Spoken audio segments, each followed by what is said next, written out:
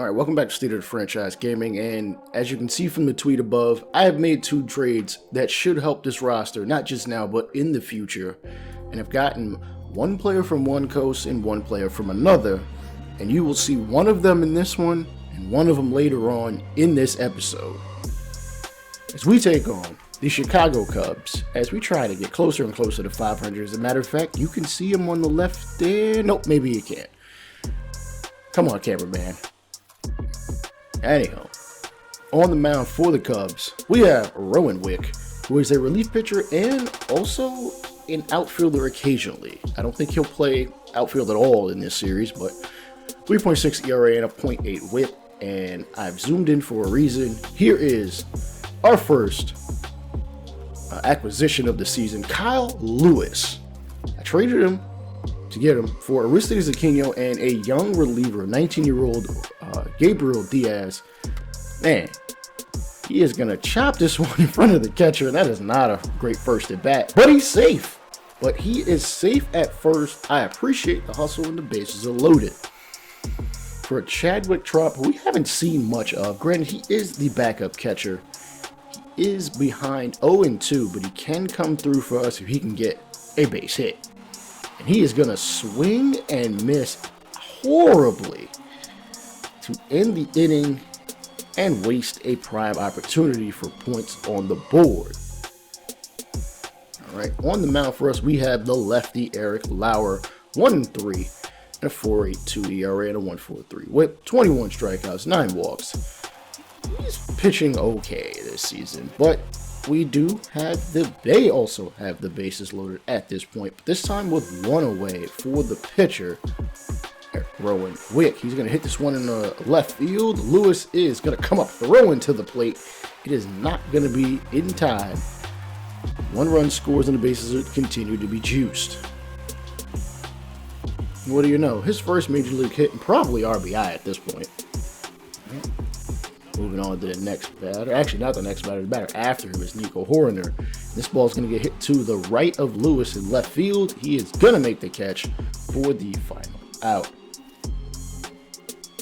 Now, I traded Aquino for Lewis, and while I'll lose something in the fielding department, at least arm-wise, we gain something we haven't seen at all in this entire series. Somebody who is a true bona fide power threat. And he gets his second hit of the ball game, and we are up 2-1. He didn't drive in a run, and the Cubs manager is going to talk to Rowan Wick at this point. Got to get it together if they want to stay in this. Granted, they're only down by 1. All right, third inning here, and Chadwick Trop, who struck out earlier, is going to hit this one deep to left field. Not a chance for anybody to get that one other than a fan.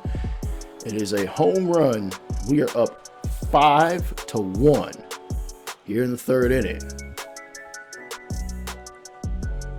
Hey, I will take all the power we can get at this point. We're kind of middle of the pack in terms of how the GMs rank us, and we're much closer to the bottom when it comes to power in general as far as our actual output.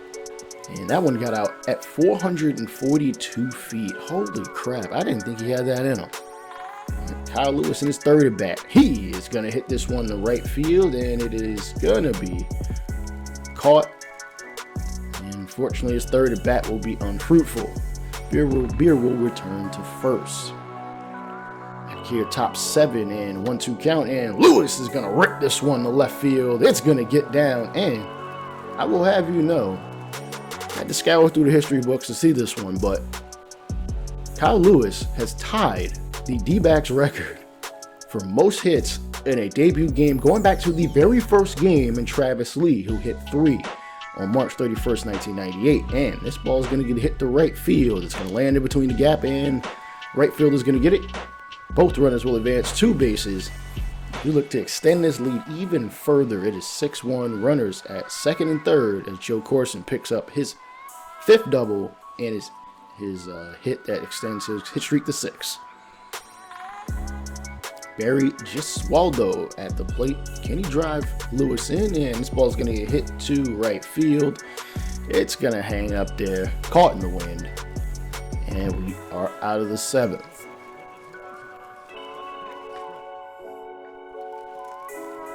All right, moving forward into the bottom of the 8th. Cubs have 2 runners on. And this ball's going to hit the left field. Lewis is going to retrieve it and hit the... Nope, he's going to miss the cutoff, man. But the bases are still loaded, nonetheless, with 1 away. The Cubs have an opportunity to take the lead here in the late going. And they do. It is now 7-6. And Kyle Lewis can break the record he's already tied at this point in his debut game. He is 3 for 4 facing Brandon Workman, and this pitch is going to be demolished. Deep in the left center field. Out of here. D-backs take the lead, and that is exactly why we traded for him. Marte is just like, listen, man, we got him batting behind me. We good. Like, I'm going to get my average up. His average is at like 2-something. Yeah. Kyle Lewis is batting 3-something, like 340. And what a debut game for Kyle Lewis. And the boys are already embracing him. You know what? I mean, if you produce like that, shit, believe me, we're going to embrace you. And hell, we'll probably embrace the postseason too. Granted, everything else has to come together as well. All right, Barry Swaldo's on deck, and we're going to see how this game plays out. Brandon Workman has already blown the save. And this curveball misses on the inside as Joe Corson works a walk. And Barry Oswaldo now up 1 for 4. 3-2 count. And he is going to hit this one in the shallow left. And Chris Bryant is going to run it down in foul territory to make the final out. As we now look to call on a closer who we might have overpaid for. But I mean, hey, he's come through for us. His ERA is probably a little higher than I'd like, but 6 out of 7 save opportunities in 9 games. He faces Wilson Contreras, and this ball is a splitter in the dirt. He will strike out and be thrown out for good measure for the first out. And look, he faces former D-back Cole Calhoun, who's 3 for 4, and will make it 4 for 5 against us all day. He's had a hell of a day today, I gotta admit. And the game-winning run is coming to the batter's box. Is Cole Roederer. 3-0 count to Chapman. Dude, please don't walk him. 3-0 pitch is a sinker on the low inside corner for strike number 1. He's still behind. He's got a long way to go. You can get him out. And second pitch. Second pitch is like the 6th pitch. Sinker a little bit more up this time. Gets a swing. It is 3-2. The double play is still a possibility for Chapman. 3-2. Gets him the swing and miss. 3 in a row on the sinkers. Bro, why are you throwing your bat? Relax, dog. Damn. It's 162 games. You're not going to get them all. Okay. Here is Patrick Wisdom, who is 2 for 4. Definitely has a bit of bop, so we want to try to be careful with him. 0-0 pitch is a 4-seamer, only coming in at 97, which is saying a lot for a guy who's throwing 105 miles an hour at one point in his career. But he's getting up there in age, so his velocity is still elite. Misses just barely on the 4-seamer. It is 1-1. Again, a little too low. Might have gripped that sinker a little bit too much. 2-1. This is definitely a hitter's count. If Wisdom can get something, he can square up. And he won't even swing at the 99-mile-an-hour fastball. I thought he would at least hit that down the first base line. Does not. 2-2 the pitch. And he swings and misses on the sinker. And following the classic game from Kyle Lewis in his debut, we pick up yet another victory as we have been winning and winning and winning the past 2 weeks or so. And I'll take it. You know, we're getting closer and closer to 500. Why not get closer now so that in case, you know, the inevitable shit hitting the fan, we can, you know, we've got enough cushion to maybe make a push in towards the playoffs. All right. Next game here, again, we are still in Wrigley, 13-15. They are 14-13. And that is, who is that? Oh, Christian Vasquez. Yes, Christian Vasquez, the catcher. Pretty good hitter, decent fielder. He's on the trade block, actually. I don't think I'm going to trade for him. You know, I don't want to make too many damn moves, as you haven't even seen the one I've made for the pitching staff. Right. Trevor Williams will get the start, 5.47 ERA, 23 strikeouts. And for the foreseeable next couple games, we'll be player locking with, Kyle Lewis. And, I mean, listen, you ain't going to hit them all, bro. Swings and misses, strikes out. As you can see, there's a D-backs fan back there. You know, we much appreciate our fans following us to our road games. Though I know it ain't, we've had some bad seasons, so it's completely understandable we only see one there. He's going to pop up the first base, and Rizzo is going to make the catch, where in this alternate universe, he is not a Yankee. Kyle Lewis is going to get a third at-bat here in the sixth, and might get a fourth should things play out. They should. He is a top of the lineup guy, so he will probably see 4 ABs, and he's going to hit this one in the right field. Not as good of a day as he had last night. Come on, man. Anywho, Kyle Lewis, fourth at bat. He's going to rip this one, and another hard hit ball, but Rizzo is a damn good fielder. And despite that, we're up 3-1 as we go into the bottom of the eighth.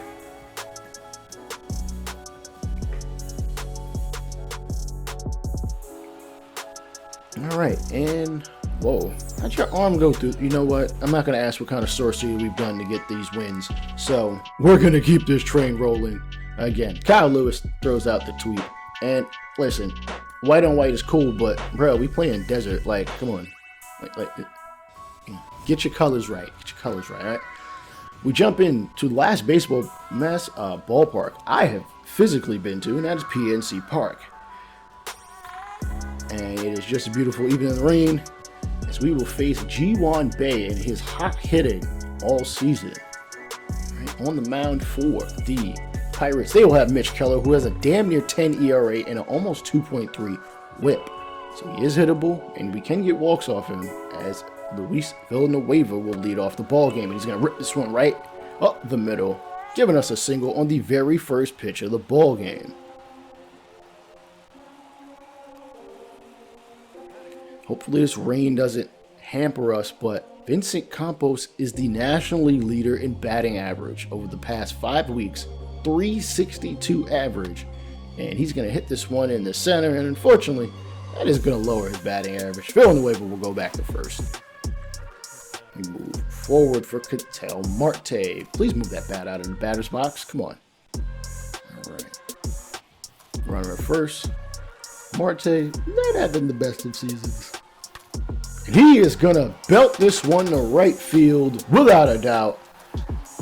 Ooh, to the middle of that seating area, 410 feet, giving us a 2-0 lead, as Mitch Keller is kind of contemplating what the hell he was thinking on that changeup. Take a second look at that. Blam! He knew right off the bat that was gone. The umpire even noticed it too. All right, Kyle Lewis at the plate here to continue to first. Can we add some more runs to this equation? And he is going to get way out in front of a slider. He's going to hit it to Ji-Hwan Bae at shortstop for the second out. Carrasco is going to swing and miss at a 4-seam fastball. Ooh, everything being thrown inside on him. And I mean, listen, that's the calling card when you play me. And the curveball, devastating on the outside corner. But we do take a 2-0 lead from our second baseman.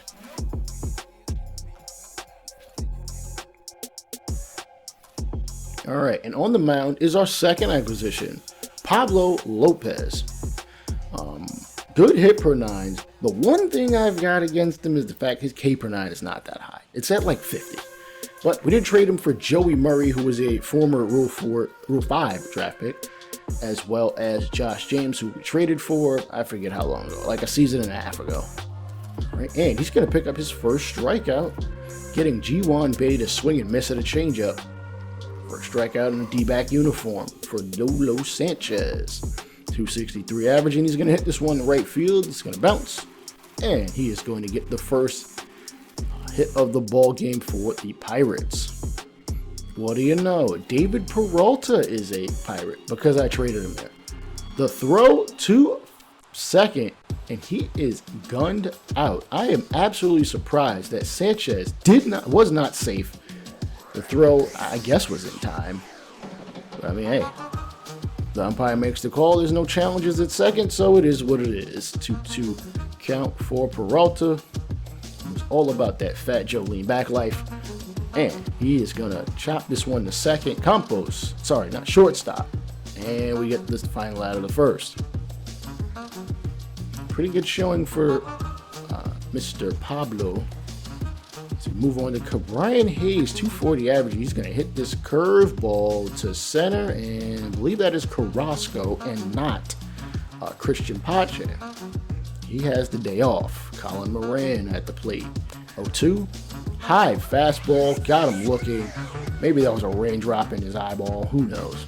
Second strikeout for Lopez. Again, high in the zone, but you know what? That's a good call. Of course, they're not going to always give me that call, so you take what you got to take. And look, Gowan is the National League leader in strikeouts at 44.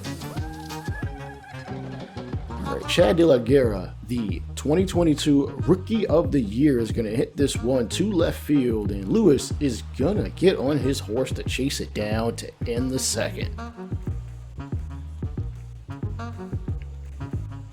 Bucko's going to hit but can't score. We move on to the third. Jacob Stallings, and he is going to ground this one to third. Corson can't make the diving attempt to his left. And the Pirates are going to get another base runner for the pitcher, who might bunt, and he is showing bunt. Down the first base line. Villanueva. Oh, the throw is off target. Why? Just don't throw it back. Come on, man. We are going to slap Villanueva with an error. And the swing and miss to Ji-Hwan Bae as we get back around to the top of the order. He is struck out for the second time today. Lolo Sanchez hits this one up the middle, and Campos makes the grab and throws it to first, but his arm is just not strong enough. Let's be real. Brian Hayes, is on deck, and Peralta has the bases loaded. Can he demolish us? And he hits this one, just foul to third base. We will do 3-2 once again. Again, Peralta is one of the more patient hitters. As you can see him fouling off a number of pitches. 24 pitches in this inning alone for Lopez, and this one is going to get hit towards the rain tarp, which we might see at some point. Third straight foul off. Lopez, another foul off on the cutter. 4 in a row. This is pitch number 26, 27 in the inning. And this is going to get chopped up the middle. Marte scoops it, fires, hard throw. Almost in the dirt. Villanueva able to scoop it. We get out of danger. Bottom 4. Ground ball at the middle as, Campos cannot make the reaching stab. And the Pirates get another base runner. Colin Moran, 0 for 1, and he is going to go 0 for 2, swinging and missing at a changeup. Fourth strikeout for Lopez. Again, I know I said he doesn't strike out a lot of guys, and he really doesn't. He gets the cutter, buries it in on De La Guerra. Fifth strikeout, back-to-back punch-outs in a row. And unfortunately, because he threw a lot of pitches in second, he is apparently tired. But I think we're going to let him go one more inning. I think it's only right to not burn out our bullpen, as we do have a 2-0 lead, but this can disappear in an instant. Given our bullpen, this ball's going to get hit to right field, and it's going to be caught. As we start the bottom of the fifth, I don't think 83 pitches is that much. I mean, come on. And this is going to be a ground ball to Marte, and he's going to throw the runner out at first. I had to do some gymnastics with the rotation, as Lopez is technically our fifth starter. He gets a strikeout, his sixth of the ball game to get through the fifth. Yes, I had to do some gymnastics with the rotation in order to get him to start and not be tired, though it seemed like it didn't matter due to that second or third inning where he threw a lot of pitches. Here in the eighth, Ji-Hwan Bae is going to slap this blooper to center and give the Pirates another base runner, but they haven't been able to get anybody past first for real. For Lolo Sanchez, 3 for 3. You shouldn't even have thrown it, bro. With the rain, ball slip out your hand, it fly in the center. Come on, just keep it together. 2-1 pitch. This ball is going to hit the center, and Blake Walston is going to get through the eighth unscathed, other than a hit given up. David Peralta here in the bottom of the ninth. Can he work his patience? And this two-seamer is going to get hit to third base. Foul territory. Corson makes the catch up against the rolling tarp. Ryan Hayes 1 for 3. He is going to hit this one. Oh, it just hits the glove of Marte. I'm surprised he was able to reach out there. Great athleticism. Colin Moran is going to hit this one in the left field. A ground ball at that. And listen, we're only up 2-0. So all it takes is a long ball or something in that weird gap in left field. Curveball in the dirt. I'm going to throw it to second for good measure. He works the first ball of the AB. And swing and miss on the two-seam fastball. De La Guerra trying to show his worth to the Pirates brass as we move on in. This ball is going to get hit the left field, and Walston is going to get the 2 outs, the 2-inning save at that. Lopez gets the W. The offense does just enough early on to give us yet another victory. Lopez moves to 4-1. Mitch Keller didn't pitch bad, he just gave up 2 runs. And his offense couldn't come through for him, all right? Ketel Marte 2 for 4, and that's it. And look, we're at 500. This is probably the first time we've been at 500 the entire 2+, almost 3+ seasons in this series. Right, Lolo Sanchez went 3 for 4 last night. Can he continue his hot hitting as Cody Ponce is the starter for the Pirates? Ooh. Kyle Lewis, geez Louise, that curveball is just doing numbers on the swing. Please don't pull an oblique. Second AB, he's gonna sky this one to, where does this go? And right center. The runner will not tag up. I don't know, no, actually he did. I thought he didn't tag up. Mercy me. Anyway, top 5, 2 outs. Lewis is gonna hit this one deep to left field, running back. At the track, at the wall, it is gonna hit leather on leather. Thought he was gonna get that one out again. Jeez, come on, we needed that. All right, nonetheless, the rest of the offensive cavalry has come through as we're up 3-1, and this slider's gonna get hit the left center. It is gonna get way out of here. Kyle Lewis with his second home run in 3 games as a D-back. As he demolishes this one off of Scott Poppin. Again, we traded for him because we need somebody to occasionally hit the ball out just because. You know, the GMs have him ranked in about the 80, 82, 83 percentile in power. Meaning he's a bona fide power threat. We are up 5-1, and Lewis is going to hit this one a little late into right field foul territory. It's going to be caught, and we jump on further into this ball game. No, we don't. All right, Zach Gallen gets the W. The team as a whole gets a W. We get 15 hits and only mustered 5 runs. I mean, I'll take it, but we got to be able to put up more runs when we hit that often. And unfortunately, we suffer our first quote-unquote major injury as Ketel Marte will be out 1 to 2 weeks, so we'll throw him on the 10-day DL. And Josh Van Meter will take over at second. Joe Corson will also play a little bit of second. I think one other guy plays second, but I can't remember who he is off the top of my head. All right. Looking to get the series sweep, we face Tanner Tully, who's 2-3 in 6 starts with a 4.26 ERA. That is absolutely wrong. He cannot possibly be tied for third in home runs. MLB the Show, please separate your buckets of data. Okay, he hit 7 of those home runs in the American League and only 2 in the National League. Please separate your buckets of data so that stats like that actually make sense. Anywho, Luke Weaver, who is having, a hell of a season this year, 5-1. And Lewis is going to ground this one to second. Unfortunately, he is going to be out for the second time in the ball game.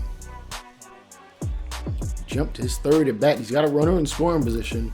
He can at least move the runner over, but we'd like to see him advance him as this ball is hit into right field. It's going to bounce over the foul line and just under the home run splash counter in right field. I wish that had stayed fair. Runner would have scored. Don't exactly know where that runner went. As this ball is going to get hit down the left field line, just fair. Lewis is going to score from second. Beer is safe at first. And we take a 2-0 lead here in the top of the 6th. All right, Sean Poppin, who gave up a home run 2 games ago to Lewis, is able to snag that ball to the right of him and throw across the diamond for the out. But we're up 5-0. Kyle Lewis is 4th at bat. Can he get a 3rd hit? This ball is going to get hit the right field. It's going to get down, and he is... Wow, the ball is actually retrieved just in time, and he'll only end up with a single. And Sean Beer lines this one right to third base. Brian Hayes makes the final out of the inning. That guy is something special, I gotta say. See him in person, and, MLB the Show too. Yet another victory for the Diamondbacks. I have actually lost count as to how many wins we've had thus far. But we are finally above 500, and unfortunately this will be the end of this episode. All right, we are 14-4 since April 22nd, that is, and 6-0 since the Luis Lopez trades on May 5th. Dodgers, Padres, look out. That's all I gotta say. This is Rainbow Live State of the Franchise Gaming. Peace out.